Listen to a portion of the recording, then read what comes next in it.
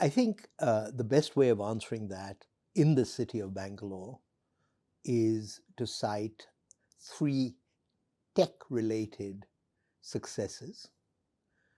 Uh, the creation of India's uh, tech um, industry, which mushroomed after Y2K 25 years ago, which is not a long time.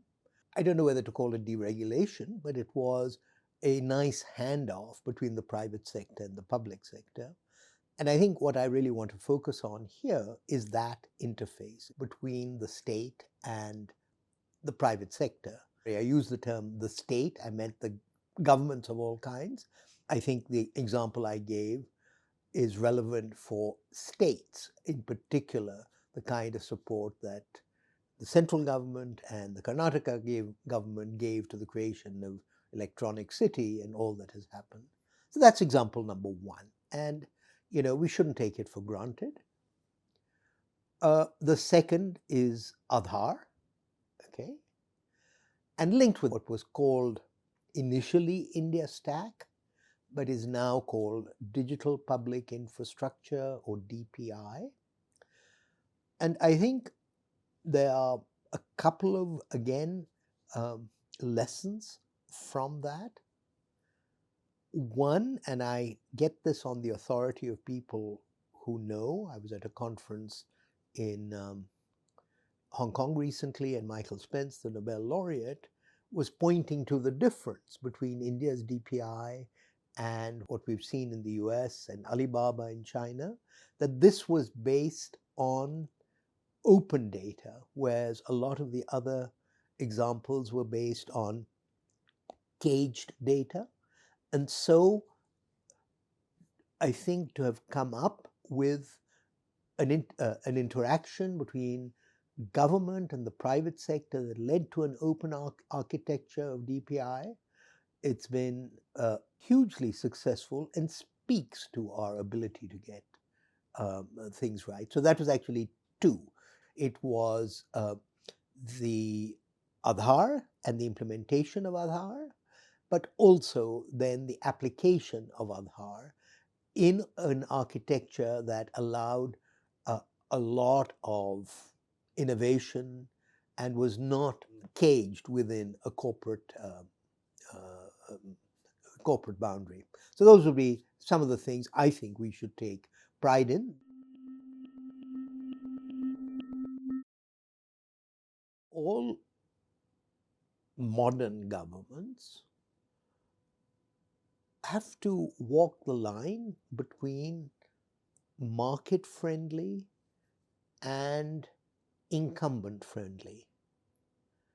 Because, as Machiavelli said 500 years ago, whenever it was, the beneficiaries of reform are diffuse, the losers from reform can organize.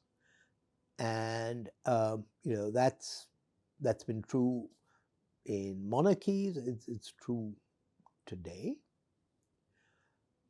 So that's an element of governance at all times. I would make one point, former Chief Economic Advisor Arvind Subramaniam, and he's a gifted phrase maker. He gave us the jam trinity, but he also gave us a stigmatized private sector. And I think we are struggling against a legacy, which, by the way, is still reflected. I had to read out to the staff at NITI Aayog the preamble to the Constitution, which was amended in the 70s, talks about a socialist republic. Unlike the US, where on the whole government is distrusted and entrepreneurs are venerated, and China after Deng Xiaoping to grow rich is glorious, I think the legitimacy of the private sector is an issue that we still struggle with, even though in the kind of economy and society we've had since indeed 1991, which is why you have the 91 project, it is the private sector which is meant to be the agent of change. And so smoothening the interface at the state level, at the central level, for public consumption between domestic private sector, the international private sector, and government, I think is a work in progress.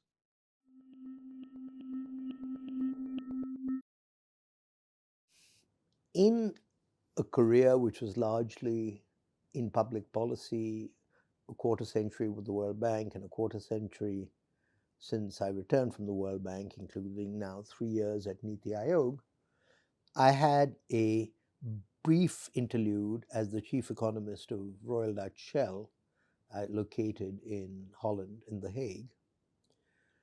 And Shell, because their investments have a life as an oil and gas company of 30 years, decided in the 1970s that they did not trust projections.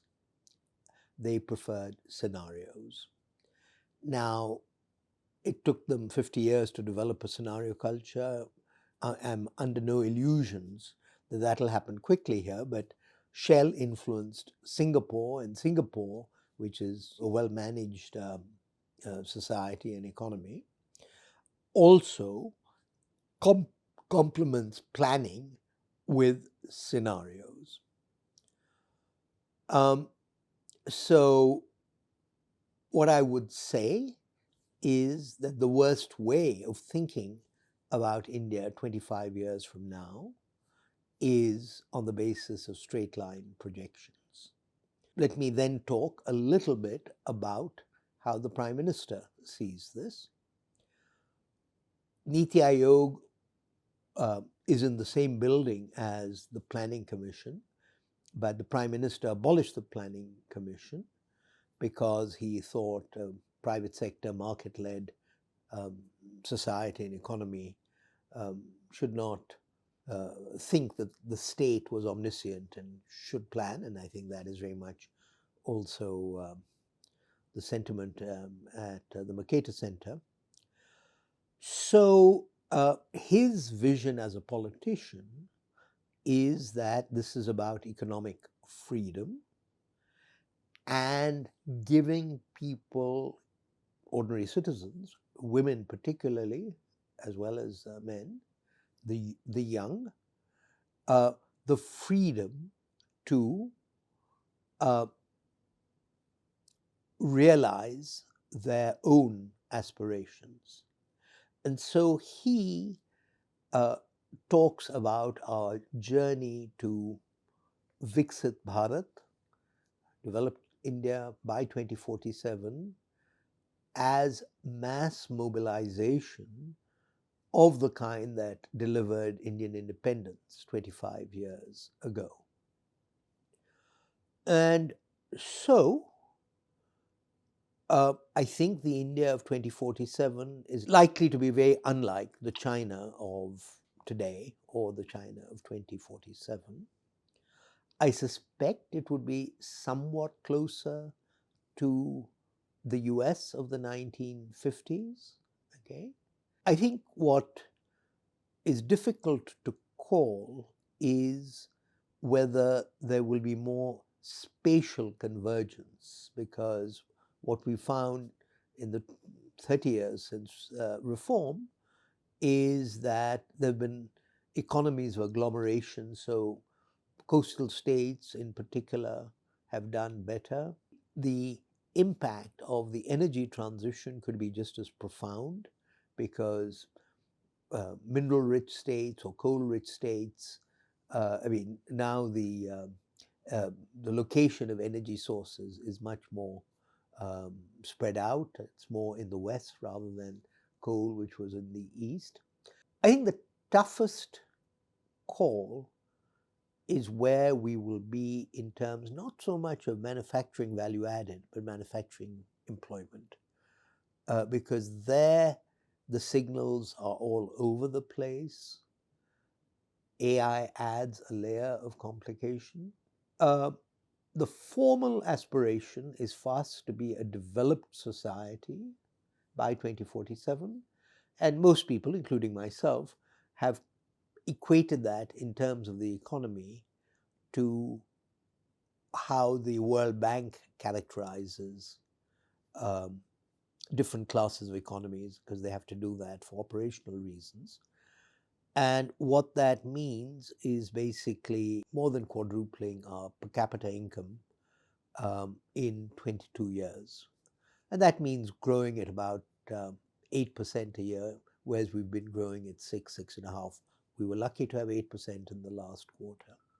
That puts us somewhere like a Chile of today, slightly ahead of China. Today, China will cross the tape and become an advanced economy by World Bank standards. I think my final point would simply be that if that's what we want to achieve by 2047, then the next decade becomes that much more important, because the bigger you are and the richer you are, the harder it is to maintain that pace of growth.